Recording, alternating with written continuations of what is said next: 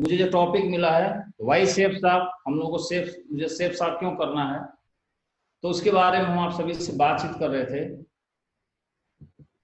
तो जैसा मैंने बोला कि हम सभी लोग जो पैसा कमाते हैं जरूरत के लिए नहीं कमाते, हम सभी लोग लाइफ स्टाइल के लिए कमाते हैं। तो सबसे पहले हमने जानने की भी कोशिश किया लाइफ स्टाइल क्या है। कोई 2 करोड़ की गाड़ी चलाता है, ये लाइफ स्टाइल है। कोई 4 लाख का कार चलाता है, उसका लाइफ स्टाइल है। दोनों में आप भी बैठते हैं, दोनों में एसी चलता है, दोनों जाम में दोनों की स्पीड भी लिमिटेड होती है।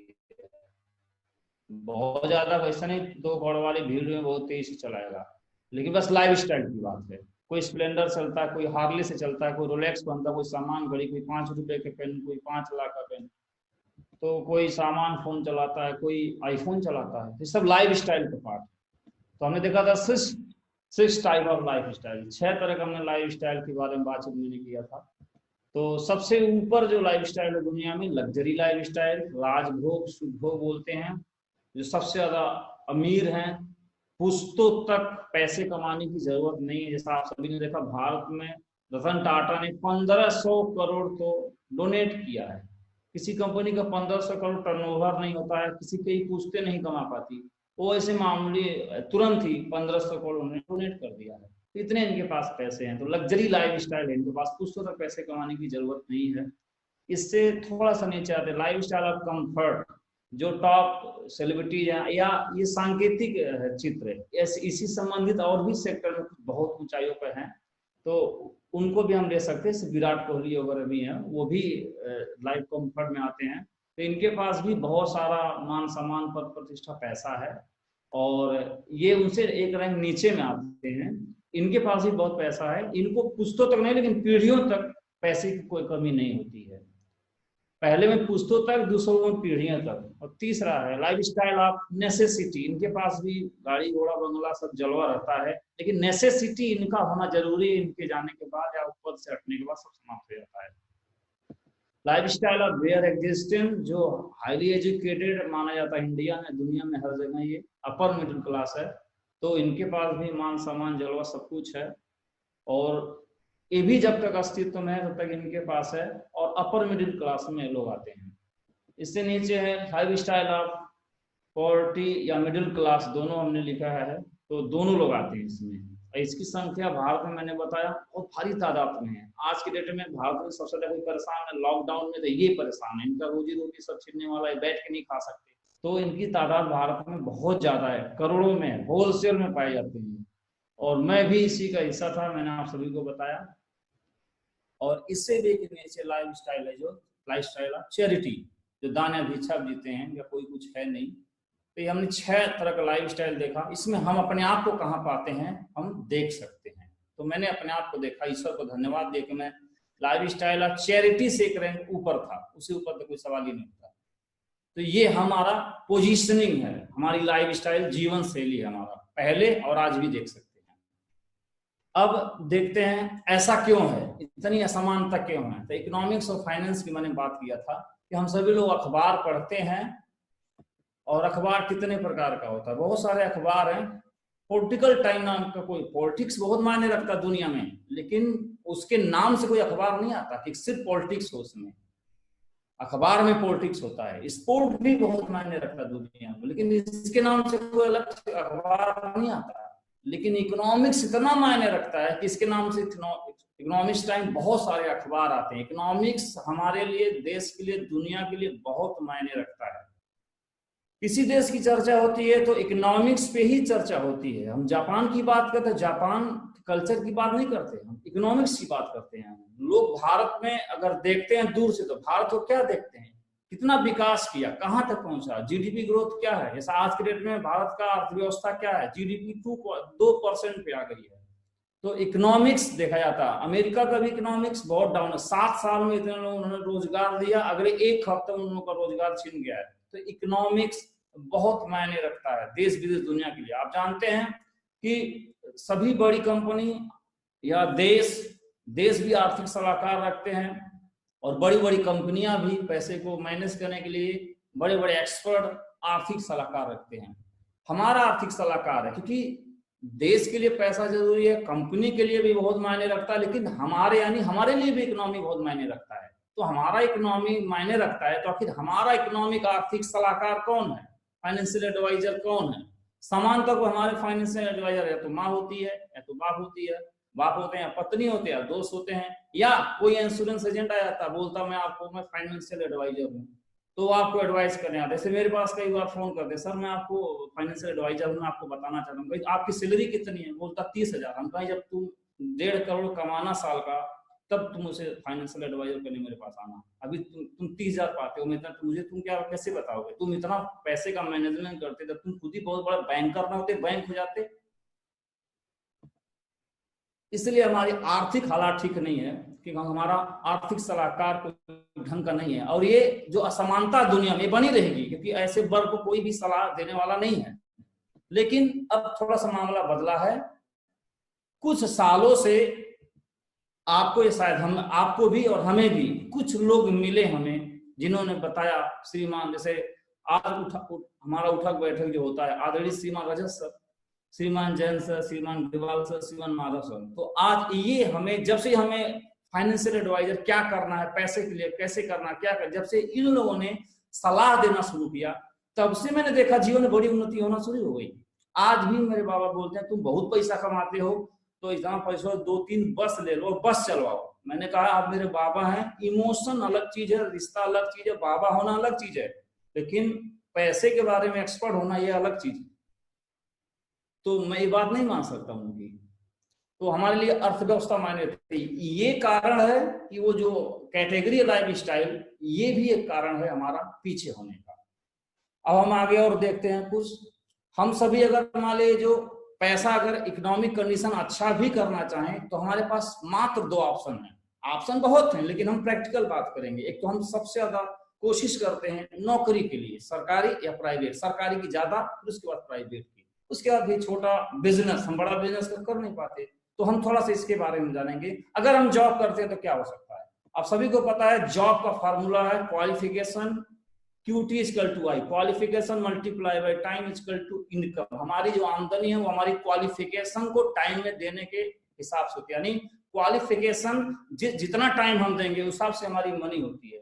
लेकिन बिजनेसमैन का फॉर्मूला उल्टा होता है। हम समय को देके पैसा कमाते हैं, मगर बिजनेसमैन मनी देके समय कमाता है। दोनों में अनमोल कौन सा है? समय। हम समय गंवा देते हैं तो और सस्ते में बेचते हैं, और बिजनेस में मनी देके टाइम खरीदता है। ये बहुत बड़ा अंतर है। तो इसलिए हम कभी भी, क्वालिफिकेशन भी हमारा सीमा है, समय की भी सीमा, हमारे आमदनी सीमित होती है। नौकरी की यही हाल है, मैं उसकी बुराई नहीं कर रहा हूँ, लेकिन ये उसका तथ्य है, तथ्य को इनकार नहीं किया जा सकता।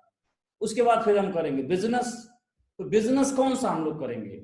स्मॉल बिजनेस क्या करेंगे हम लोग? जैसे मैंने कहा, मैं अपनी बात करूं, मैं कौन सा बिजनेस कर रहा? छोटा सा तो कोई दुकान खोलता, ऐसे कोई दुकान खोलता, ट्रेडिशनल दुकान खोलता, ट्रेडिशनल दुकान। ये हम छोटा बिजनेस के सांकेतिक है, इससे रिलेटेड और भी कोई जो भी दुकान हम लोग खोलते हैं छोटा ही खोलते हैं, सांकेतिक है ये। तो या ऐसे रेस्टोरेंट खोलते हैं हम लोग। तो स्मॉल बिजनेस हम लोग खोजेंगे, तो ट्रेडिशनल बिजनेस है। जबकि आप सभी को पता है बदलते हुआ जो समय है, खरीदने का और बेचने का तरीकों में बदलाव हुआ है। तो ट्रेडिशनल मार्केटिंग शिफ्ट हुआ है फ्रेंचाइजी में। तो पुराने ट्रेडिशनल मार्केट का धंधा जो है, ट्रेडिशनल मार्केट का धंधा फ्रेंचाइजी ने खा गया है, और फ्रेंचाइजी भी शिफ्ट हो गया है बड़े बड़े मॉल में। तो ट्रेडिशनल और फ्रेंचाइजी पूरी तरह इसमें शिफ्ट हो गया है। तो हम अगर ट्रेडिशनल बिजनेस करेंगे तो चलेगा कहाँ? तो हमको माल ने खा गया, और माल महंगे भी हैं, छोटे भी हैं, सस्ते भी आते हैं, प्रोडक्ट्स लोगों के लिए भी मिलते हैं। तो ये सबका खा गया ट्रेडिशनल बिजनेस। और इसका भी एक बाप आ गया जो बदलता हुआ समय, वो ऑनलाइन मार्केटिंग सबको खा गया। तो ये जो खरीदने और बेचने के तरीके में एक समय के साथ एक बदलाव है। तो ऑनलाइन मार्केटिंग सबको खा गया। जैसे अमेजॉन है, फ्लिपकार्ट है, बहुत सारे हैं वेबसाइट है। तो इनने मालों को बंद करा दिया। मैं आगरा में गया था, खोजा सब माल किधर है, तो बोले सब माल का इधर सब बंद पड़े। क्यों? क्योंकि उसका असर है, असर नहीं चल पाया। हर दिन माल सुने पड़ रहे हैं धीरे धीरे। तो ये जो हम बिजनेस करेंगे, नौकरी को मैंने पहले बताया, अगर हम बिजनेस करेंगे तो हमारा ये हाल हो। तो यही हमारा बिजनेस है। और हम सभी लोग ऑनलाइन मार्केटिंग कर नहीं पाएंगे, और माल खोलने के हमारे पास पैसा है नहीं, और फ्रेंचाइज लेने का हमारे पैसा है नहीं, क्योंकि हम लोग किस प्रोफाइल में आते हैं पहले हम सभी को पता है। हम लोग जब भी करेंगे बिजनेस, तो ये ट्रेडिशनल बिजनेस करेंगे, और ये ऑलरेडी बंद हो चुका है। इसको जो भी कोई खोलेगा 100% लिखवा ले, वो बंद ही होना है, आज नहीं कल बंद ही होना, क्योंकि इसका जमाना ही नहीं है, चलेगा नहीं। इसको ये खा गया और इसको ये खा गया। तो इस तरह से हमारे पास जो इकोनॉमिक कंडीशन है वो बिल्कुल धुंधला नजर आता है कि बिजनेस करें नौकरी, दोनों से हम कभी अमीर नहीं बन सकते। तो जो सक्सेस लाइफ स्टाइल है उसमें हम अपने आप को देख सकते हैं कि हमारी पोजीशनिंग कहाँ पे होने वाली है। इसलिए पीढ़ियों से हम तरक्की नहीं कर पा रहे हैं। अब आगे हम देखेंगे आखिर पोटेंशियल कहाँ है। ये तो हमने अपने आप को भी देखा, अब देखेंगे पोटेंशियल कहाँ है। पोटेंशियल पे भी बात करते हैं कि इसका इलाज क्या है, पोटेंशियल क्या है। तो पोटेंशियल आप देखेंगे, भारत का पॉपुलेशन कितना है, कितना है आप देखिए, लेटेस्ट है 139 करोड़ 19,39,460, सीधा सीधा 140 करोड़ है इस समय लगभग, हम देख सकते हैं। लेटेस्ट डाटा बिल्कुल मैंने गूगल से मारा है, 19-20 हो सकता है। तो हम समझने के लिए 140 करोड़ लेते हैं इस समय भारत का पॉपुलेशन है। हम ट्रेडिशनल दुकान खोलते हैं, गली में सीमित लोग होते हैं तो बहुत ज्यादा नहीं चलता। कोई भी आदमी बड़ा बिजनेसमैन गो आईबीओ के निशाने पे 140 करोड़ है, फेसबुक के निशाने पे 140 करोड़ हैं, और जूम मीटिंग के निशाने पर भी 140 करोड़ है, और चाइनीज कंपनियों मोबाइल कंपनियों के निशाने पे 140 करोड़ है, और किसी पॉलिटिकल के निशाने पे 140 करोड़ है, और अमेजॉन के निशाने पे 140 करोड़ है। दुनिया का हर एक बड़ा उद्यमी के निशाने पे 140 करोड़ है। जो यहाँ पे लेके आएगा वो पैसे वाला बनेगा। ये है भारत का पोटेंशियल। यहाँ जो बिजनेस करेगा, वहां गली में नहीं जहां खोलते हैं, ऑफिस में नहीं, यहाँ पे कुछ कर सके तो हम पैसे वाले बन सकते हैं। अब हम देखते हैं कि 140 करोड़ में कैसी पोटेंशियल है, वो अपने बिजनेस से भी हम रिलेट करेंगे। पर्सनल केयर पे हम बात करेंगे। पर्सनल केयर, कोई भी आदमी सुबह उठता है, ब्रश करता है, फेस वॉश करता है,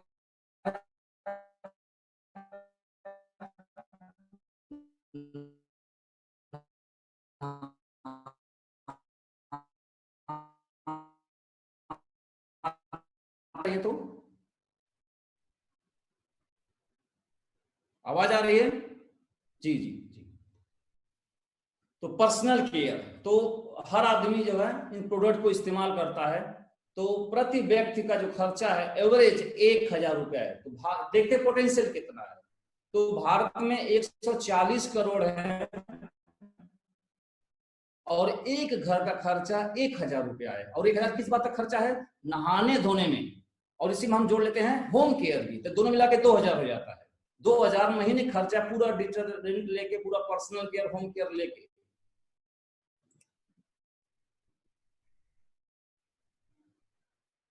स्लाइड दिख रहा सर? 2,000 रुपए महीने का खर्चा है। तो भारत में 140 करोड़ हैं और एक घर का खर्चा होम केयर पर्सनल केयर मिला के 2,000 हुआ। तो 140 करोड़ मल्टीप्लाई बाय 2,000 कितना आ जाएगा? 14 दूनी 28।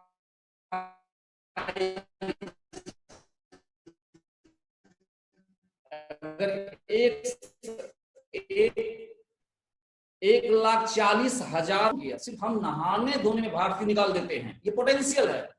उसके बाद नहाने धोने के बाद, क्रीम वगैरह लगाने के बाद, अब आदमी किचन केयर पे आएगा, तो खाएगा, उसके सारे बर्तन होंगे, तो उसमें जो घर के खर्चा 3 से 5,000 रुपए एवरेज रखते हैं। तो किचन का खर्चा आप देख लीजिए। तो प्रति 140 करोड़ का पोटेंशियल देखिए किचन से कितना हो सकता है। 140 करोड़ मल्टीप्लाई बाई 5, मैं यहाँ पे बुरा नहीं कर सकता, कितना हो सकता है, कितना 1,000 करोड़ रुपया पोटेंशियल है। उसके बाद फिर आता है वेलनेस। हमारा जो खाना है वो पौष्टिक नहीं है। आज के डेट में हर आदमी बीमार है। कैसे? जब आप 2 तरह की दवाइयां मिलती है, वेलनेस और एक है हेल्थ केयर। वेलनेस क्या है? वेलनेस की जो प्रोडक्ट्स हैं बताया जाता है इसको खाएंगे तो बीमार नहीं होंगे। और हेल्थ केयर क्या है कि बीमार हो जाएंगे तब आपका इलाज होगा। यानी आज के डेट में हर आदमी बीमार है। यानी बीमार नहीं तो भी कहा जा रहा है इसको खाओगे तो बीमार नहीं पड़ोगे। तो एक दवाई पहले खा रहा है और बीमार होगा तो दवाई खा ही रहा है। तो हर आदमी तो दवाई खा रहा है। स्वस्थ है तो इसलिए खा रहे हैं ताकि स्वस्थ बने रहें, तो भी दवाई खा रहे हैं, और बीमार जाएंगे तो एलोपैथ पे जाएंगे। तो ये दोनों इंडस्ट्री है। तो वेलनेस इंडस्ट्री बहुत बड़ा पोटेंशियल है हर घर, इसमें हर व्यक्ति के लिए $1 ट्रिलियन का ये इंडस्ट्री है। तो हर घर की जरूरत है, तो कितना पैसा हो सकता है? हर घर अगर आदमी खाए, कैल्शियम खाए, जो भी प्रोडक्ट्स है उसको खाए, तो 2-3 हजार रुपए खर्चा महीने का है, तो 140 करोड़ के हिसाब से बोले तो कितना पोटेंशियल है, बहुत ज्यादा पोटेंशियल है हेल्थ केयर। उसके बाद फिर मानसिक शांति। आदमी अभी ने जो जितना भी देखा, पहले त्वचा की सफाई किया, फिर त्वचा को चमकाया, फिर उसके बाद वो खाना खाया, पेट पूजा का, अभी तो दिमाग के लिए कुछ नहीं किया, मानसिक शांति के लिए। और मानसिक शांति में अध्यात्म से बढ़िया तो कोई उपाय है नहीं। तो जब आप सभी को पता ग्रंथ अपने पास हैं और ग्रंथ बढ़ते जा रहे हैं, तो एक पोटेंशियल है। 140 करोड़ घरों में अगर एक ग्रंथ पहुंचेंगे तो निश्चित तौर पर शांति होगी। तो कितना बड़ा पोटेंशियल है। उसके बाद फिर अभी हमने त्वचा साफ किया, नहाया धोया, खाना खाया, मानसिक शांति मिली। अब थोड़ा लाइफ स्टाइल भी देखेंगे, तो लाइफ स्टाइल पे कितना खर्चा कर रहा आदमी। जींस पहनता है, टी शर्ट पहनता है, सूट पहनता है, न जाने क्या क्या पहनता है, तो 5-7 हजार खर्चा इसका है। तो ये देखिए, तो एक बहुत लंबा पोटेंशियल है, बहुत बड़ा पोटेंशियल है। मैंने सुबह से लेकर शाम तक का पूरा पोटेंशियल है, कितना हजार रुपया, कितना हजार करोड़ रुपया है जो यहाँ पे मार्केट में है, ये मैंने दिखाया। अब हम देखते हैं इस लाइफ स्टाइल पे कुछ ही कंपनियां, इस सूट की बात करें हम लोग पास अगर देखेंगे, शेफ साहब से पहले तो 2 ही कंपनी 3 कंपनी की मजबूरी में लेना पड़ता था, तो कितना पैसा कमा रहे हैं भारत से, हजारों करोड़ रुपया ये सिर्फ सूट बेच के यहाँ से भारत से ले जा रहे हैं, फैशन में, फैशन से। उसके बाद अब हम जो FMCG की मैंने बात किया, तो जो प्रोडक्ट कंज्यूमिंग प्रोडक्ट की मैंने हेल्थ केयर और पर्सनल केयर की बात किया, तो उसमें कितना पोटेंशियल है।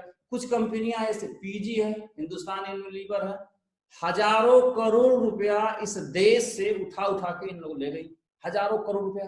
और ये बात जो मैं आपको इकोनॉमी समझा रहा हूं, 140 करोड़ में पोटेंशियल क्या है, ये इकोनॉमी 2 लोगों को समझ में आ गया था, तो बाबा रामदेव और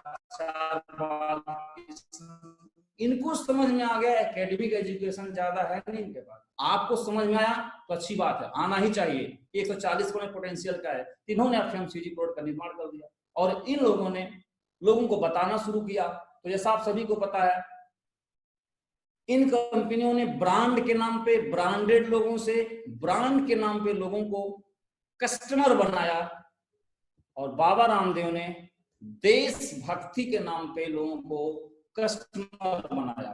तो हजारों करोड़ रुपया विदेशी कंपनियां ले आई थी, बात बाबा को समझ में, बाबा दोनों ने लंगोट टाइट किया और मिशन उठाया। दोनों पढ़े लिखे नहीं, MBA नहीं है, लेकिन एक मिशन उठाया और निकल पड़े दोनों, और एक ही बात बोलना शुरू किया, जागो ग्राहक जागो, जागो ग्राहक जागो, स्वदेशी अपनाओ विदेशी भगाओ, स्वदेशी अपनाओ विदेशी भगाओ। जब ऐसा नारा दिया जाएगा 140 करोड़ को, तो कुछ करोड़ तो इन्हें फॉलो करने वाले हैं, और कुछ लोग इन्हें आज अरबपति बना दिए। कुछ लोग 140 करोड़ में कुछ लोग तो मानेंगे इनको अरबपति बना दिए। हालांकि विदेशी कंपनियों ने ब्रांड के नाम पे कस्टमर बनाया, और बाबा रामदेव ने देश के नाम पे कस्टमर बनाया। लेकिन एक लीगल कंपनी, एक बहुत विशाल कंपनी आज से 20 साल पहले शुरू हुई थी, जो हर सेक्टर में काम करती है, जिन सेक्टर पे ये सारी कंपनियां काम करती हैं। 20 साल से कंपनी काम करती है, और उसमें health care, personal care, life style, मानसिक शांति सब शामिल है इसमें। इकलौती एक ऐसी कंपनी आई जो सभी कंपनियों ने कहा ब्रांड अपनाओ, सभी कंपनियों ने कस्टमर बनाया ब्रांड के नाम पे, कोई देश के नाम पे। लेकिन अपनी शेफ साहब के, अपने महान डायरेक्टर ने, दुनिया की महान कंपनी ने आह्वान किया, किसी को कस्टमर नहीं बनाया। और ये कंपनी और SSS के एजुकेशन ने मिल के एक अवेयरनेस फैलाया कि स्वदेश विदेशी भगाओ, स्वदेशी अपनाओ विदेशी भगाओ, कस्टमर ना बनो, डायमंड बनो, क्राउन एम्बेसडर बनो, महान लीडर बनो। ये घूम घूम आप सभी ने अवेयरनेस फैलाया और फैलाया जा रहा है 20 सालों से। और आप सभी को पता है कि भारतीय लोग इतने लालची होते हैं, पहले सभी के पास सिम कार्ड हुआ करता था, लेकिन जियो ने एक फ्री डेटा दिया कि फ्री है, तो फ्री के चक्कर में हम 2 सिम रख लिए। तो एक जीवी डेटा के चक्कर में अगर हम सिम रख सकते हैं या सिम कार्ड रिमूव कर सकते हैं, तो जहां से क्राउन डायमंड या करोड़पति बनने का मौका मिले, वहां पे लोग अपने प्रोडक्ट को भी रिप्लेस कर सकते हैं और सेफ का प्रोडक्ट अपना सकते हैं। अगर आपके मन में भ्रम है कि लोग पहले से इस्तेमाल करते हैं, एक जीबी डेटा के लिए लोग नेटवर्क बदल सकते हैं, सिम बदल सकते हैं, तो जहां जैगुआर आएगा वहां प्रोडक्ट्स को भी लोग रिमूव कर सकते हैं। जरूरत बस है अवेयरनेस फैलाने की, और यही और उन सभी कंपनियों के जो ब्रांड एम्बेसडर हैं वो बड़े बड़े सेलिब्रिटीज हैं, लेकिन सेफ साहब के ब्रांड एम्बेसडर कौन है? या हम जैसे लोगों को, बिल्कुल लटूरे मजदूर बेहाल लोगों को बोलते हैं बेटा आओ ब्रांड एम्बेसडर बनना चाहोगे, और ऐसे हम लोगों को बुला के और ब्रांड एम्बेसडर बना के, और हमको देखिए मैं वहां पे बैठा हुआ हूँ, हम जैसे लोगों को चुनती है, और जिसके पास विजन है और थोड़ी भी सद्बुद्धि है वो इस मिशन में शामिल होता है और घूम घूम नारा देना शुरू करता है, स्वदेशी अपनाओ विदेशी भगाओ और कस्टमर ना बनो डायमंड और क्राउन बनो, यही मेरा प्लान है। और इसी प्लान को घूम घूम मैंने आज से 11 साल पहले जाना था और घूम घूम मैंने बताना शुरू किया, इस पोजीशन से मैंने बताना शुरू किया, और धीरे धीरे आप देखिए मेरी प्रोफाइल क्या है, बिल्कुल निम्न बैकग्राउंड से मैं था और ये मैंने बताना शुरू किया घूम घूम, और मैं पर्ल बना, सिल्वर बना, गोल्ड बना। हालांकि जब मैं बताया स्वदेशी अपनाओ विदेशी भगाओ, अपना भगाओ और कस्टमर ना बनो डायमंड बनो, तो बहुत लोग विरोध करेंगे, रिजेक्शन करेंगे, कुछ फर्क नहीं पड़ता। 140 करोड़ में कुछ परसेंट भी आ गए तो अपना काम बन जाएगा, और कुछ परसेंट हमारे साथ आए तो मैं पर्ल बना, फिर धीरे धीरे सीनियर का आशीर्वाद बना, और धीरे धीरे मैं डायमंड भी बना, और टॉप 5 अर्नर में भी आया। जितने भी सेफ साहब ने आज तक कंपनसेशन प्लान लॉन्च किया उसमें सबसे पहले हमेशा मैंने इनकम लिया, लेवल बढ़ाया और यहां तक पहुंचाया, सिर्फ इसी बात को मान के। मैंने किया क्या है, इसी मिशन को आगे बढ़ा रहा हूं, और यहां तक इतने महान हस्ती, दुनिया की महान हस्ती से आशीर्वाद लेने यहां तक पहुंचाया। और इनकम की बात करें, अभी जो पिछला प्लान लॉन्च हुआ उसकी इनकम आप देख सकते हैं कि मैंने क्या किया है, स्वदेशी अपनाओ विदेशी भगाओ, कस्टमर ना बनो रूबी और डायमंड बनूं, ये घूम घूम बताया, और सिर्फ बताने का नतीजा है नया प्लान जो अभी एक पे आउट चल रहा था, ये मेरा पे आउट रहा है। और फिर मैंने मेरी हालात क्या थी आप सभी ने देखा, इसी से हमने एक ब्रांडेड बाइक लिया, फिर हम आज फॉर्च्यूनर चलाते हैं।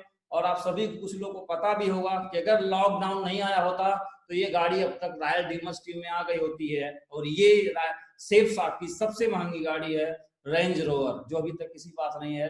ये श्रीमान रजत सर से परमिशन लिया गया था, तब तक लॉकडाउन आ गया, नहीं तब तक आ चुकी होती। तो देखिए ये सेफ साहब ने कहां से कहां बदल दिया। गम मेरे साथ साथ बहुत दूर तक चले गए, बहुत दूर तक चले गए, मुझमें थकान न पाए, बेचारे खुद थक गए और इस पोजीशन तक लाके पहुंचा दिया। देख सकते हैं बहुत बड़ा अंतर पैदा हुआ है, और आज दुनिया की सबसे बेहतरीन टीम मिली है,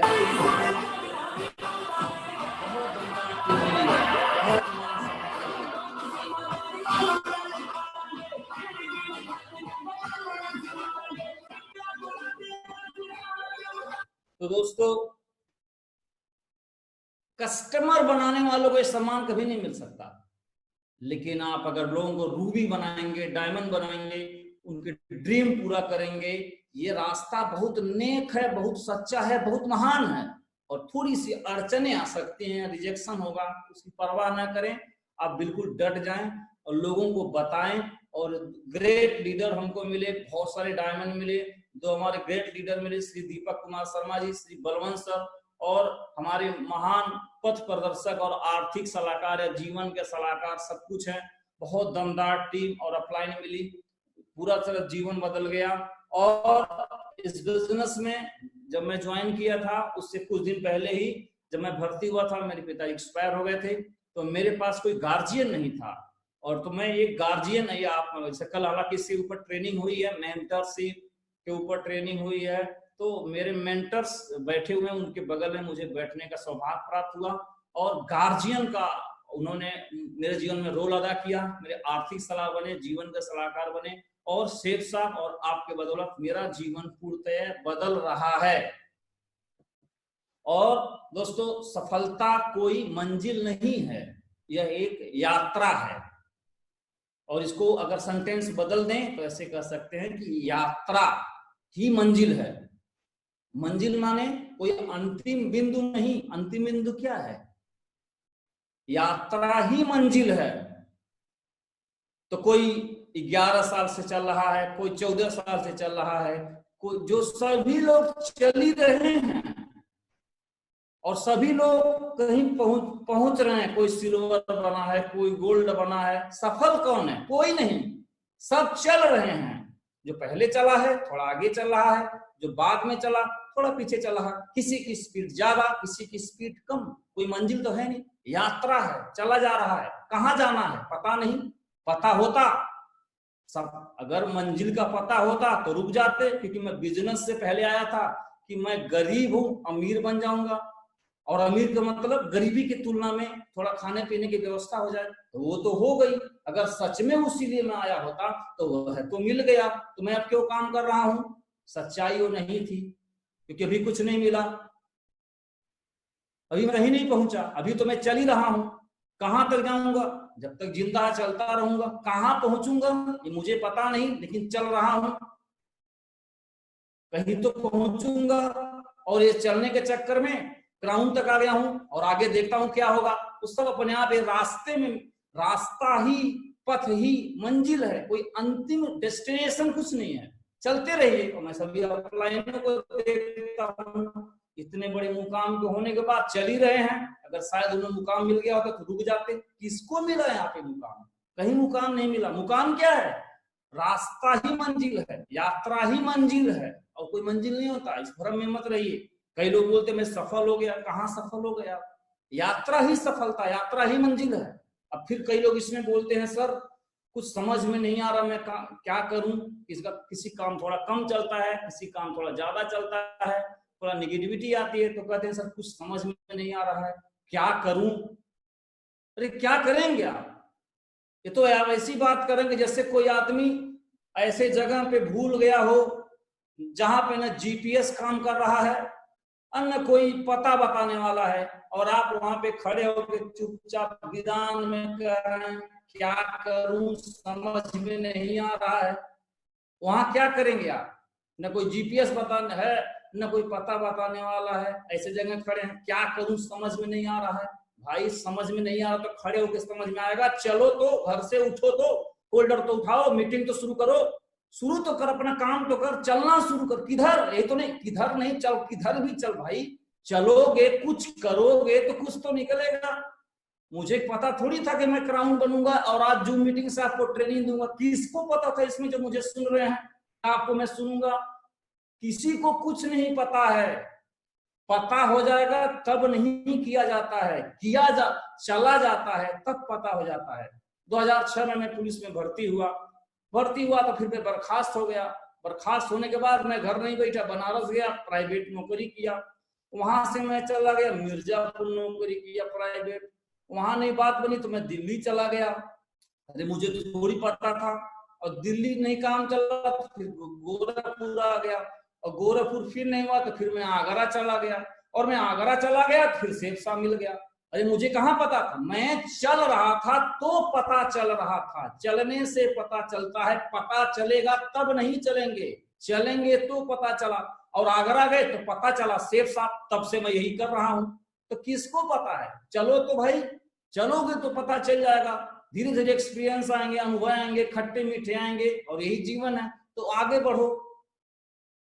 तो ये मत बोलो कुछ समझ में नहीं आ रहा, चलो काम करो, निकलो, कम चेक बना, टूट पड़ो, करो। पता करने से पता चलेगा क्या और करना है। करते करते जाओगे, बातें बनती जाएंगी। तो भाई मंजिल कुछ नहीं है। तो ये गलतफहमी कृपया करके ना रहे कि मैं सफलता क्या है? यात्रा ही मंजिल है। चलते रहिए, चलते रहिए, चलते रहिए, चलते रहिए, चलते रहिए। मैं तो चल ही रहा हूं। अब कई लोग फिर पूछते हैं सर हम कैपिंग के कब पहुंचेंगे, सर हम डायमंड कब बनेंगे, सर कैपिंग पे हम कब पहुंचेंगे, सर मेरा बड़ा बिजनेस कब होगा, सर डायमंड हम कब बनेंगे। अरे मैं आपको ज्योतिष वाला दिखाई पड़ता हूं, मैं कैसे बताऊंगा आप कब बनोगे, मैं ज्योतिषार दिखाई पड़ता हूं, हाथ देखने वाला आदमी दिख रहा हूं, आप कब बनोगे ये हम कैसे बता सकते हैं। वो तो यही वाला बात है कि हमारे पास कोई फोन करे, अब बोले सर नमस्कार, हम बोले नमस्कार, सर हम गोरखपुर कब पहुंचेंगे। अरे पागल, हम कह रहे तुम कब पहुंचोगे, पहले तुम ये बताओ तुम हो कहाँ पे, तुम दिल्ली हो, आगरा हो, लंदन हो कहाँ, पहले ये बताओ, और हो कहाँ, चले कि नहीं चले, और चले तो किसी स्पीड से चले, कि पूरा डेटा दे दो हमको, मैं कैलकुलेशन करके बता दूंगा कितने मिनट पे कितने बज पे गोरखपुर पहुंच जाओगे। तो कैपिंग मेरा आएगा कि नहीं आएगा, डायमंड में बनूंगा कि नहीं बनूंगा, तो सब कुछ मुझे बता दीजिए, अपना होना बताइए पहले, आप हैं कहाँ, और हैं कहाँ का मतलब है माइंड के लेवल पे हैं कहाँ, आप सोचते कैसे हैं, आपका एटीट्यूड क्या है, आपकी प्लानिंग क्या है, आप कितना प्रयास कर रहे हैं, कितना कर सकते हैं, कितना कर रहे हैं, पूरी प्लानिंग क्या है आपकी, रोड मैप क्या है, हो कहाँ, और स्पीड क्या है आपकी, इस सब कुछ क्लियर बताओ, सब कुछ क्लियर होगा काउंसलिंग में, क्लियर कर दो, मैं उसी वक्त बता दूंगा टारगेट जीतोगे कि नहीं जीतोगे, डायमंड बनोगे कि नहीं बनोगे, बिल्कुल स्पष्ट बता देंगे, भविष्य के तौर पे नहीं, आपके जो तथ्य के आधार पे बता देंगे। तो सर हम कब बनेंगे ये कोई नहीं बता सकता, तथ्य बता दो तो कोई भी आदमी बता देगा, कोई बताने की जरूरत नहीं, आप खुद ही जान जाओगे आप कब बन जाओगे। 4 टाइप के आदमी होते हैं। भगवान बुद्ध, बहुत सारे शिष्य थे, सबको ज्ञान वगैरह बांट रहे थे, तब तक एक बाहरी शिष्य आया, वहीं बैठ गया चुपचाप प्रणाम करके, और बैठा 1 घंटा बैठा रहा, और कुछ पूछा नहीं, और तब तक उसके आंख से आंसू आए, और प्रणाम किया और चला गया। तब तक उनके बुद्ध के शिष्य पूछे बुद्ध भगवान के, भाई भगवान आपके पास तो बहुत लोग आते हैं सवाल करते हैं, और ये तो कुछ पूछा भी नहीं, और देखा जब आया था एक अलग आदमी था, जब आपके पास से गुजरा तो एक अलग आदमी हो गया, ऐसा क्या इसको मिल गया। तो बुद्ध भगवान बताए, और ये सवाल कौन पूछ रहा, बुद्ध भगवान का चचेरा भाई। तो बुद्ध भगवान उसको बता रहे हैं कि भाई तुम तो घुड़सवारी किए हो, तो तुम जानते हो घोड़े भी 4 प्रकार के होते हैं। एक घोड़ा ऐसा है कि जब चाबुक से पीटोगे धुआंधार, जितना पीटोगे तो थोड़ा सा चलेगा, और नहीं पीटोगे तो नहीं चलेगा। दूसरा घोड़ा है पीट दोगे तो चलेगा कुछ देर, और तीसरा घोड़ा है कि चाबुक की आवाज सुन जाए तो भाग लेता है, और चौथे घोड़े भी होते हैं जो चाबुक की परछाई देखे जाए ना तो सीधे लक्ष्य पे दिखते हैं। तो मेरे नजर में 4 टाइप के आदमी भी होते हैं, वो अपलाइन की ट्रेनिंग ले लें, सेफ साफ सुन लें। तो कई लोग चौथे टाइप के जो लोग हैं वो कैसे हैं, सुन लिए एक बार ट्रेनिंग, एक बार सेफ साहब को समझ लिया, एक बार अपलाइन को सुन लिया, मैंने आज से 11 साल पहले सुन लिया तो सुन लिया, जान लिया तो जान लिया, तब से भाग रहा हूं, परछाई वाला आदमी हूं, और परछाई वाले का जमाना आज के डेट में, बार बार उठो उठो उठो, कोयला की तरह कौन जगाएगा। और अगर मान ली सौभाग्य से ऐसा अपलाइन मिल गया तो हो सकता जगाता रहे, मान ली अपलाइन नहीं मिला तो गए, तो चौथा घोड़े बनने की जरूरत है। कई लोग बोलते हैं सर कुछ करने का मन नहीं कर रहा है। अरे कुछ करने का मन नहीं कर रहा है, कुछ करने का मन नहीं कर रहा है तो आलस कौन कर रहा है, कुछ करने का मन नहीं कर रहा उसको बोलते हैं आलस करना। तो फिर आलस कौन कर रहा है, भाई कुछ करने का मन नहीं कर रहा ऐसा मत कहो, आखिर आलस तो कर रहा है ना मन, ऐसा क्यों बोल रहे कुछ नहीं कर रहा है, कुछ नहीं कर रहा है तो कर ही रहा ना, तो आलस कर रहा ना। तो ध्यान से समझे इसको, जो आदमी बोलता है करने का मन नहीं लगता, दिल नहीं करता, जोश नहीं आता सर मेरे अंदर, विकास सर कितना आज मैं फाड़ता ना क्यों नहीं हूं, तो उस आदमी के लिए मैं बता रहा हूं, आप समझो प्रकृति ने हर व्यक्ति लिए कुछ गुण दिए हैं, तो आप देखो किस गुण में आते हो। जो मन धन के लिए भागे, धन माने धन दौलत पद प्रतिष्ठा सफलता पढ़ाई लिखाई ज्यादा नंबर खेल कूद नंबर 1 होना बल होना, जो इसके लिए भागे सो रजोगुणी में वो आता है। और जो मन सत्य के लिए भागे, जो सत्य के लिए भागे सो सतोगुणी आता है।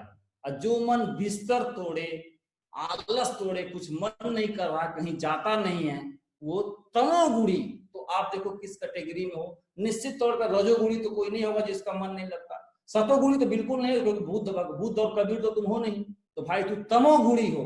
और तमोगुणी बिल्कुल नीचे स्तर का आदमी है, और तमोगुणी आदमी किसी काम का नहीं होता है, बिल्कुल आलस तुमको पकड़ा हुआ है, आलस पकड़ा हुआ है। और चुपचाप एक टी शर्ट छपाओ, टी शर्ट पे रॉयल डीमस टीम या सेफ साफ मत लिखाओ, बल्कि टी शर्ट पे साफ साफ लिखो मैं सबसे बड़ा लटूरा हूं, ये लिखवा के ईमानदार लटूरा बनो और अपने माता पिता को दिखाओ भाई कि देखो, साफ साफ देखो, जान लो मेरे से कोई उम्मीद न करें, अपलाइन को बता दो मेरे से ज्यादा उम्मीद न करें, गलतफहमी में है, मैं तमस का शिकार हूं, मैं कुछ कर नहीं पाऊँ, ये ईमानदारी पूर्वक स्वीकार कर दो, कम से कम लोगों का भ्रम तो टूट जाएगा। बहुत प्रचलित शब्द अध्यात्म में, त्याग करो, त्याग कर दो, सब कुछ त्याग कर दो। अरे क्या त्याग कर दो? त्याग शब्द बहुत प्रचलित अध्यात्म में। तो कोई भिखारी से कहे कि धन छोड़ो, तो भिखारी बिल्कुल हक्का बक्का रह जाएगा, अरे ये तो फटाक अच्छा है, वही छोड़ दे, है क्या हमारे पास? कुछ है नहीं छोड़ने के लिए। तो अध्यात्म में जो प्रचलित शब्द त्याग, क्या त्याग भाई? अगर तमस है, आलस है, तो आलस को त्यागो, गरीबी है तो गरीबी को त्यागो, रिलेशन ठीक नहीं है, अपना कैरेक्टर ठीक है तो उसको त्यागो, त्यागो, जो भी जहां फंसे हैं, उलझे हैं, उसको त्यागना, यही परम लक्ष्य है हमारा, यही परम लक्ष्य है। जैसे मेरे घर में गरीबी था तो मेरा लक्ष्य क्या है? गरीबी हटाना, यही मेरा लक्ष्य है, इसी को त्यागना है। काम नहीं कर पाता इसी को मैं त्यागूंगा। तो त्याग माने ये है, इसको त्याग दीजिए, जो आपको रोके बाधा बने उसको त्यागिए, आगे बढ़िए, यही है प्रचलित शब्द, यही है।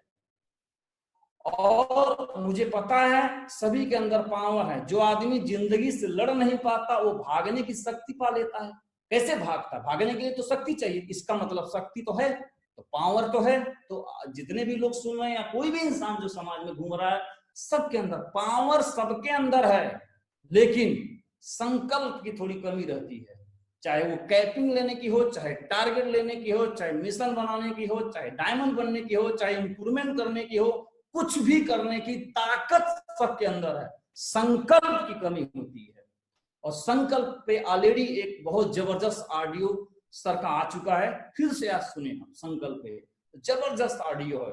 तो संकल्प आप जब तक नहीं लेंगे तब तक ताकत नहीं आएगा। और संकल्प लीजिए, क्या चाहते हैं, क्या आप पाना चाहते हैं लाइफ में, ड्रीम बनाइए, क्या पाना चाहते हैं, भूखा बनिए, भूखिए, तड़फिए, कुछ तो तड़फ होनी चाहिए। आप देखिए भूख है इनकी, एक भूख होनी चाहिए, एक संकल्प लीजिए, तड़फिए, आलसता आइए, पहले मैं टूटा फिर रिकॉर्ड टूटा, ये ऐसे रिकॉर्ड नहीं बनते। तो संकल्प लीजिए अपने क्षेत्र में, आपको सिर्फ सामने संकल्प लेना, सारे रिकॉर्ड ब्रेक करने हैं, तोड़ने हैं, लग जाना है, टूटे है ना टूटे, सही कदम में तो कदम तो बढ़ाएं। ये देखिए इतने सारे मेडल, इतने सारे मेडल, इस तरह से तैयारी करना होता है। आप बताइए, ये लोग ओलंपिक में इतने सारे मेडल जीतते हैं और हमारा आपका दुर्भाग्य कि हम एक टारगेट नहीं जीत पाते। अगर हमें कोई कहे कि तुम्हें टोक्यो को ओलंपिक जीतना है तो कई जन्म लग जाएंगे। कितना सस्ता टारगेट है, अब कई लोग जीतते हैं इसमें, इनको बहुत बहुत मुबारकबाद, बहुत दिल से बधाई और आपको प्रणाम करता हूं। लेकिन कई लोग ये टारगेट नहीं जीत पाते। बताइए, मुझे हैरानी होती है क्यों नहीं जीत पाते, टारगेट नहीं जीत पाते। तो लगिए, हमारे बिजनेस में दो पार्ट है, कंपनी और नेटवर्किंग। कंपनी माने मैनेजमेंट, प्रोडक्ट या मैन्युफैक्चरिंग को प्रोवाइडिंग कंपनी, एडमिनिस्ट्रेशन जो भी लीगल फॉर्मेलिटी है वो कंपनी काम है, प्रोडक्ट या मैन्युफैक्चरिंग करना या फिर सर्विस या प्रोडक्ट को प्रोवाइड कराना दूसरा काम है, और तीसरा काम है पे आउट देना। तीन काम ही होता है किसी कंपनी का, दुनिया कोई भी कंपनी हो, इन तीन के अलावा कई लोग बोलते सर ये कंपनी बहुत बढ़िया है, तो मुझसे पूछूंगा तुम्हारी कंपनी प्रोडक्ट देती है, बोलेगा हाँ। तुम्हारी कंपनी में चेक देती है पैसे नहीं, बोलेगा हाँ। तुम्हारी कंपनी और क्या करती है, लीगल फॉर्मेलिटी पूरा करती है, बोली हाँ। बोला और क्या करती है, बोला कुछ नहीं करती। इसके अलावा करती क्या है, कोई भी कंपनी क्या करती है। तो दो पार्ट है, एक कंपनी, एक नेटवर्किंग। हम लोग किस में आते हैं, नेटवर्किंग में आते हैं। तो कई लोग कंपनी में घुसे रहते हैं बार बार, कंपनी कंपनी, तुम्हारा पार्ट नहीं है, ये पार्ट ऑलरेडी डायरेक्टर सर का है और वो बखूबी निभा रहे हैं, नए नए इंप्रूवमेंट, नए नए बदलाव कर रहे हैं। हमारा क्या पार्ट है, नेटवर्किंग। हमारा पार्ट है नेटवर्किंग, हमें नेटवर्क में किंग बनना है। जैसे कंपनी का पार्ट हमारा नेटवर्किंग, तो कंपनी अपना काम करे। जहां से आपकी आईडी है वहां के सीईओ, वहां के डायरेक्टर आप हैं, और जहां पे 5 से अधिक लोग काम करते हैं उसको कंपनी बोलते हैं। कंपनी माने एक समूह, कंपनी माने एक दीवार नहीं, बहुत सुंदर, एक ऑफिस नहीं, कंपनी माने लोग। तो जहां से हमारी आईडी है उसके डायरेक्टर आप हैं। सेफ साहब के डायरेक्टर ऑलरेडी रजत सर हैं, 5 डायरेक्टर हैं, और हमारे कंपनी के डायरेक्टर जहां से मेरी आईडी है उसके डायरेक्टर आप और हम हैं। अब उस कंपनी में कल्चर कैसा होगा, कैसे लोग रहेंगे, उस कंपनी का सीईओ डायरेक्टर लीडर जैसा होगा, वैसे उसकी छवि बनने वाली। टाटा बहुत बड़ी कंपनी, एथिकल कंपनी है। क्यों? क्योंकि रतन टाटा साहब की छाया टाटा में दिखाई देती है, स्टीव जॉब्स साहब की छाया एप्पल में दिखाई देती है। उसी तरह से हमारे नेटवर्क में रॉयल डिमोस्टीम भी एक कंपनी है, और उस कंपनी की आइडिया ऑलरेडी श्रीमान माधव सर वहां शुरू होता है, और उस कंपनी के सीईओ श्रीमान माधव सर हैं, और उनकी छाया स्पष्ट तौर पे रॉयल डिमोस्टीम में देखी जा सकती है।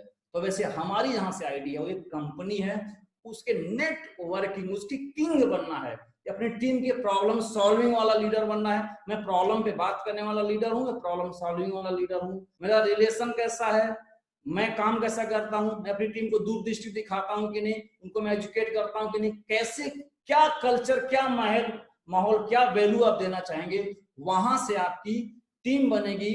और अपना टीम बनाने पे ध्यान दें, इस पे ध्यान न दें कि कोलगेट और सेफ साहब का पेस्ट कहाँ बनता है, कौन सा सामान लगता है। जैसे आप देखिए ये है बुक माई शो, नेटवर्किंग है, फिल्म बनाना अमिताभ बच्चन ने काम है और डायरेक्टर का काम है। तो बुक माई शो ये नहीं बोलता कि तुम अब अक्षय कुमार को क्यों नहीं लिए, इमरान हाशमी क्यों नहीं लिया।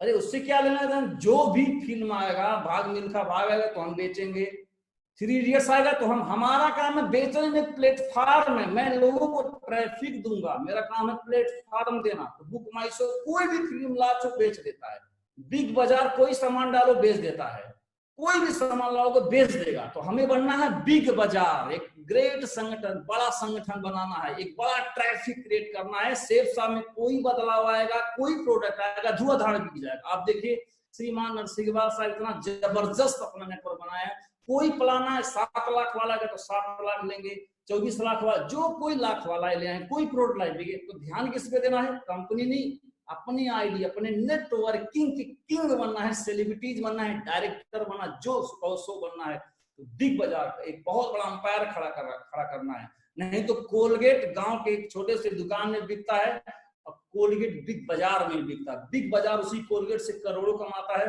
और एक छोटा सा दुकान चंद रुपया कमाता है। इस सेफ साहब से कुछ लोग करोड़ कमाते हैं, बिग बाजार बनाए हुए हैं, और कुछ लोग मुश्किल से खर्चा चला रहे हैं।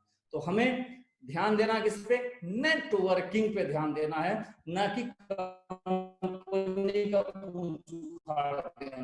नेटवर्किंग, इसके किंग बनना है, इसके डायरेक्टर आप ध्यान दीजिएगा। अब कई लोग इस ट्रेनिंग के किस स्तर से ले रहे हैं वो देख लें। तो ये माइंड आईडी है, वहां पे अपलाइन अगर हमारा मदद करे तो छुप के प्रणाम कर लें, कोई कंपनी हमारी है, अगर इतना कोई सलाह दे रहा है फ्री में तो नमस्कार करें, धन्यवाद अदा करें। और जो आपकी टीम काम कर रही है, बिना तनख्वाह के काम कर रही है, तो वो जैसे भी है उनको अप्रिशिएट करें, उनको भी धन्यवाद दें। तो अपनी टीम को एक बिजनेस माइंड सेटअप होना चाहिए कि मैं बिजनेस खड़ा कर रहा हूँ, टाइम भी लग सकता है, उतार चढ़ाव भी हो सकता है, पेशेंस भी लग सकता है, पैसा भी लग सकता है, शक्ति भी लग सकती है, कुछ सब कुछ लग सकता है। एक बड़ा संगठन, एक बड़ा एंटरप्रेन्योर बनना है आपको, ये माइंड सेट होना चाहिए एंटरप्रेन्योर का। कंप्लेनिंग एटीट्यूड, वो मेरी नहीं सुनता है, वो हमारी बात नहीं मानता, वो ऐसे कर लिया, फलाना ऐसे, क्या बात कर रहा है, ये माइंड सेटअप है। ये कहीं से दिखाई देता है डायरेक्टर का माइंड सेटअप आपका, कहीं दिखाई देता है ग्रेट लीडर का। जब ऐसा बोलो इधर उधर तो आप सोच लेना क्या श्रीमान माधव सर ऐसे बोलते होंगे, नहीं। तो माइंड सेटअप एक होना चाहिए, अपने मेंटर जैसा और एक डायरेक्टर जैसा एक माइंड सेटअप जब तक नहीं होगा तब तक हमारा बिजनेस बड़ा नहीं होगा। कि कुछ जहां से आपकी आईडी है उसके ऑनर आप हैं, और माइंड सेटअप होगा, माहौल से पढ़ाई लिखाई करेंगे, बुक्स रीड करेंगे। मैंने एक बहुत बड़े दार्शनिक को पढ़ा, जो भारत के दार्शनिक है आचार्य रजनीश, 1 लाख बुक अगर वो पढ़ सकते हैं तो हम भी 200-400-500 बुक अपने लाइफ में पढ़ सकते हैं। अगर नहीं पढ़ सकते तो कुछ नहीं कर सकते। तो बुक्स पढ़े, माइंड उससे सेट होगा। लोग कहते हैं इस बिजनेस में बहुत आराम है, मुझसे मिलते हैं खासकर लोग कहते हैं बहुत आराम है, लेकिन मैं उनसे पूछना चाहता हूं कब आराम है, कब आराम है बताइए। सेठ साहब में आराम तो है, लेकिन श्रीमान संजय जैन सर बन जाने के बाद आराम है, नहीं तो आराम वगैरह नहीं। इतना बड़ा मुकाम जब हो जाए तब आराम है। अभी हम आराम के फॉर्मेलिटी में नहीं है, अभी हम क्या है, रिक्रूटमेंट एंड ट्रेनिंग में हैं। जैसा मैं पुलिस में रहा हूं तो मैं पीएससी में तो ट्रेनिंग किया हूं, पहले 1 साल मैंने ट्रेनिंग किया, फिर मैं बर्खास्त हो गया, फिर दोबारा कोर्ट से लड़ गया, फिर 1 साल में ट्रेनिंग, तो मैं 2 साल ट्रेनिंग किया। तो रिक्रूटमेंट ट्रेनिंग, रिक्रूटमेंट में करना मना है, दर्द मना है, शिकायत मना, सब मना है, आराम हराम है। रिक्रूट में आराम हराम है, सिर्फ जो बताया जा रहा वो करना। कभी भी सोने नहीं मिलेगा, हमेशा शारीरिक पीड़ा रहेगी, भूख लगेगा, नींद आएगा, चलेगा। लेकिन रिक्रूटमेंट एंड ट्रेनिंग में इतना सेक्रीफाइस कर सकते हैं तो ग्रेट लीडर बन सकते हैं। आराम हराम अपने जीवन का आगे एक नारा लगा दिया। आराम जो करेगा कुछ नहीं करेगा। और ये मैंने सीखा अपने सभी ग्रेट लेजेंड से, उनके जीवन में आराम नहीं है, और किसी भी, क्योंकि आराम हराम है, आराम हराम है। तो हम सभी लोग रिक्रूटमेंट एंड ट्रेनिंग में सफल नहीं है, प्रैक्टिस कर रहे हैं, अभी एक्सीलेंट नहीं बने हैं। अभी तो हमें बताना, हमें कोई एडिफाई करना कि ये हैं परशुराम जी, तब हमें लोग जानते हैं, या मंच पे हम जाते हैं तो अपनी टेस्टिमनी देना पड़ता। अरे भाई अभी तो हम बड़े हुए नहीं, अगर अमिताभ जी को खुद ही बताना पड़े मैं अमिताभ हूं तो अमिताभ बड़े हुए नहीं, हम लोगों को तो अभी खुद ही बताना पड़ता अपने बारे में, मैं फला हूं, या दूसरा मेरे बारे में मंच पे बताता है, तो हम अभी कुछ नहीं है, अभी रिक्रूटमेंट एंड ट्रेनिंग में है। अभी आराम करने का मौका नहीं है, अभी जम के काम करने का मौका है। खुद को सजा देना सीखिए, जीवन में सुख पाना इसे भूल जाइए, सुख वगैरह नहीं है, कुछ भी नहीं है। खुद को सजा देना सीखिए, जो अपने आप को सजा नहीं दे सकता है, जैसा भी इतना ट्रेनिंग चल रहा होगा तो शरीर में थोड़ी सी आलस आ रही होगी, शरीर बोलेगा थोड़ा लेट के सुन लो, फोन ऑफ कर दो और वीडियो ऑफ कर दो, खुद सुनाई तो दे रहा है, खुद को सजा दो भाई, थोड़ा नींद आ रही है पानी पी लो, उठ के बैठ जाओ। इतना नहीं कर सकते, तुमसे क्रांति नहीं होने वाली है भाई, इतना नहीं कर सकते, तुम क्या क्रांति करोगे, कहे को हजारों करोड़ों लोग मेंटर कैसे बन सकते हो। तो खुद को सजा देना सीखो, शारीरिक पीड़ा उसको झेलो, मानसिक पीड़ा उसको झेलो, फील्ड में भागेंगे, भाग दौड़ होगा, आराम करने में छोड़ो, इस सब त्यागो, खुद को सजा दो, कभी भी खुद को सुकून मत दो, इसको पीटोगे उतना ज्यादा आगे बढ़ोगे। किसी भी फौजी, किसी भी ओलंपियन, किसी भी दमदार खुद को जो सजा देता है, डेली जिम में वर्कआउट करके इस चमड़ी को डेली वार किया जाता है, तब ये एक इंस्टाग्राम पे कोई एक बॉडी बिल्डर या हीरो हीरोइन पोस्ट करते बड़ा खूबसूरत तब दिखाई देता है, बड़ी इसको पीटा जाता, सजा दिया जाता है, और जिसको मजा देता है आप समझते उसका क्या आकार हो जाता है, एक नया उपग्रह पाल के पेट पे घूमता हो। तो जीवन अपने आप को सजा दीजिए, बिजनेस में कर रहे हैं, फील्ड में घूमना है, ठंडी है, गर्मी है और पैसे नहीं है और थोड़ा सा दिक्कत आ रही, सजा देना सीखो, सब स्वीकार करो, और कोई ना कोई लक्ष्य बनाओ। जिस दिन काम न हो उस दिन अपना, उस रात खाना मत खाए, कुछ भी अपने आप को सजा दे सकते हैं। और द्वंद्व से भागे नहीं, मन में बहुत सारा विचार आता है कि बहुत सारा दुविधा बना रहता, द्वंद्व दुविधा, क्या करे क्या ना करे, तो द्वंद्व से भागे नहीं, जियो द्वंद्व में, तपो जलो, और तपोगे जलोगे तभी कचरा साफ होगा, और लास्ट में क्या बचेगा, सोना बचेगा। तो दुविधा उधर भागो मत, जलो, सब जो हो रहा होने दो। क्योंकि दोस्त आपको 2 लोग सिखाते हैं जिंदगी में, या तो गुरु या फिर आपकी जिंदगी। गुरु खासियत क्या है, गुरु माफ बहुत करता है, 2 ही लोग जीवन में सिखाते हैं, या तो जिंदगी सिखाएगी या गुरु। गुरु माफ बहुत करता है और जिंदगी माफ नहीं करती है, बहुत गिरा गिरा के मारती है। और जिन लोगों ने गुरुओं को नहीं माना है, गुरु तो माफ कर देता है कि चल भाई मेरी बात नहीं मानी, कोई बात नहीं। लेकिन जिन्होंने नहीं माना है, जिंदगी पीट रही है, उनका बिजनेस खराब हो जाएगा, इकोनॉमिक कंडीशन खराब, तो पीटेगी, जिंदगी कभी छोड़ती नहीं, जिंदगी माफ नहीं करती। तो किसी को चुन लो, या तो गुरु चुन लो तो जिंदगी चुन लो। कुछ कोर वैल्यू है करके मैं अपनी बात को समाप्त करूंगा। ये कोर वैल्यू उनका है, दुनिया के सबसे बड़े संगठन बनाने वाले ग्रेट लीडर जिनका नाम है बिल गेट्स साहब का है, तो उनका एक कोर स्टेप है, मैं आपको बताना चाहता हूँ। 3 भाग में डिवाइड है, कैसे अपनी टीम में क्रिएट वैल्यू या टर्नओवर किया जाए, पहला पॉइंट। दूसरा बिल्ड और कैसे माइंड सेट किया जाए, और तीसरा कैसे कैरेक्टर अपना बिल्ड किया जाए, व्यक्तित्व का विकास किया जाए, तीनों के हैं। तो हम पहले बार क्रिएट वैल्यू, बिजनेसमैन है तो वैल्यू करना सीखें, सेल करना सीखें, सेल लेना सीखें, ये हमारा प्रथम गुण है। सेल नहीं आया तो कुछ भी नहीं आया, तो क्रिएट वैल्यू, तो वैल्यू क्रिएट करें, सेल जनरेट करें। कैसे? ये पहला गुण है, क्रिएट वैल्यू। नंबर 1, इसके लिए क्या कर, 3 काम करने से हमेशा बिजनेस वैल्यू बढ़ता है। नंबर 1, 100% यूजर, जब हम यूज करेंगे तो उसके बाद जब यूज करेंगे तो हमको अच्छा लगेगा, बुरा लगेगा, तो हम उसको फिर शेयर करेंगे अपने अड़ोस पड़ोस को, उस प्रोडक्ट को बेचेंगे कि आप इसको यूज करिए, बहुत अच्छा है, तभी टर्नओवर बढ़ेगा। खाली ज्वाइन से टर्नओवर नहीं बढ़ेगा, क्योंकि अभी हम एफएमसीजी में आ गए हैं। तो यूज प्रोडक्ट्स, 100% यूजर बनना है, और शेयर करो जो प्रोडक्ट उसको शेयर करना, नहीं कुछ न कुछ 1000-2000 का सामान बेचना अपने आईडी से। और तीसरा, बिजनेस का जादू है जो दिन भर करना हमको, so the plan, so the plan, so the plan. ये 3 काम के अलावा कुछ नहीं करना पड़ता है। जब मैं सो द प्लान करूं तो उससे पहले इन्विटेशन हुआ होगा, और हुआ उससे पहले क्या लिस्ट बनाई, पूरी सीरीज हमारे 8 स्टेप ट्रेनिंग में बताया जाता है। ये 3 काम करने से बिजनेस वैल्यू बढ़ता है। तो पहला पार्ट हो गया क्रिएट वैल्यू।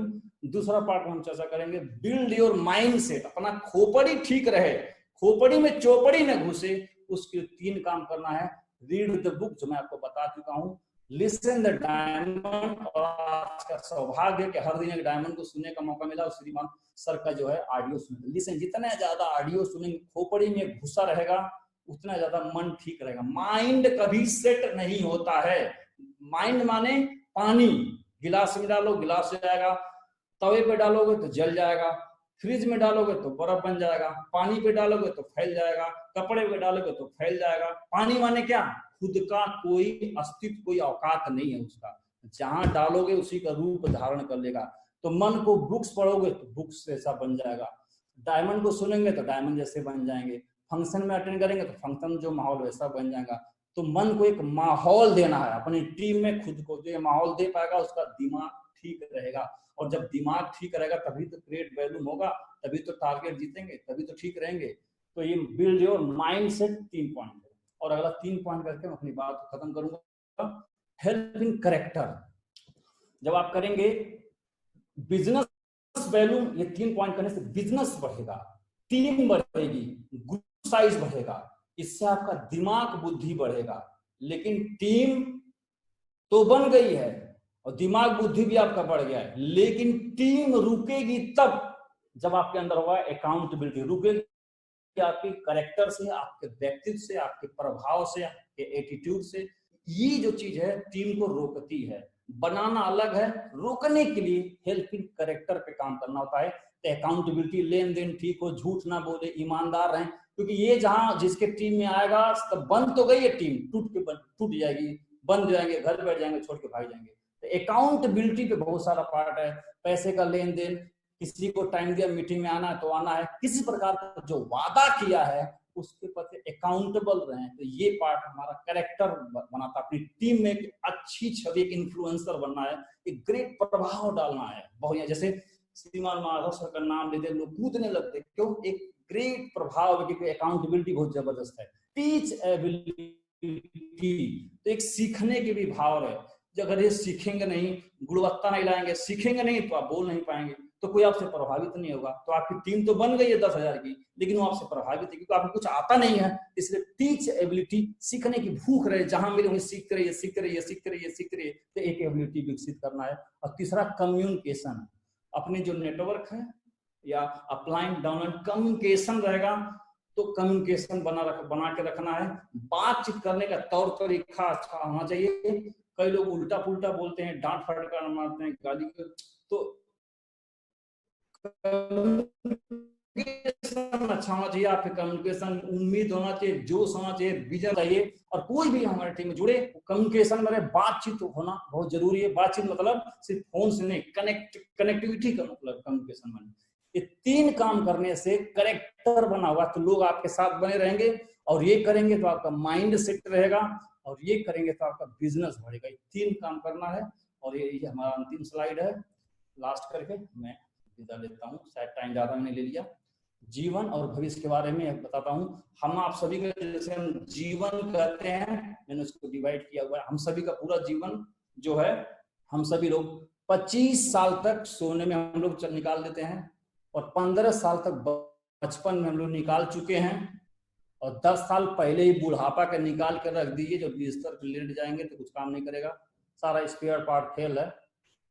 और 10 साल क्रियाकलाप हो।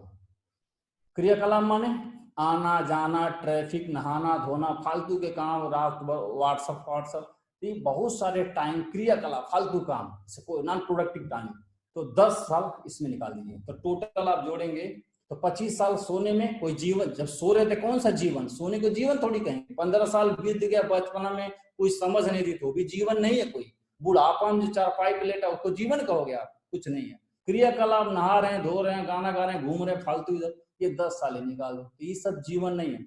जीवन में मात्र 10 साल हर इंसान के अंदर होता है सृजनात्मक काम करने के लिए, मात्र 10 साल। यानी जिन्हें आप कहते हैं मैं 70 साल हूं, अभी तो मेरे पास 20 साल है, गलतफहमी में आप। मात्र हर व्यक्ति के जीवन में 10 साल है कुछ करने योग्य है, और 10 में भी हम 4-5 गंवा चुके हैं, 3-4-5 बचा है। जो इतिहास बनाना, जो करना सो कर लें, नहीं तो जीवन फिर समाप्त होने वाला है। अब मैं अपनी बात में विराम दूंगा, मैंने शायद टाइम ज्यादा ले लिया। आप सभी को बहुत बहुत धन्यवाद, और कुछ वाणी में इधर उधर हो गया हो तो कृपया करके उसको ऐड करें। Thank you.